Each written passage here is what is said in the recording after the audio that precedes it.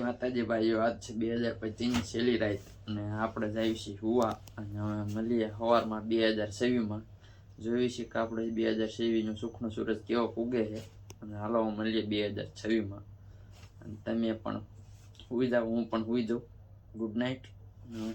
2025 સુઈશું ને 2026માં જાગશું. Good night. 2026નો અમારો સુખનો સૂરજ ઉગી ગયો છે. જો સૂરજ દાદા ઉગી ગયા છે અને અમારી શરૂઆત ભાઈ ક્યાંથી થઈ તમને બતાડું. તમારી શરૂઆત ક્યાંથી થઈ કોમેન્ટમાં કીજો ને મારી શરૂઆત તમને દેખાડું. જો આ હે ટિફિન, જવાનું છે હવે કારખાને. ચલો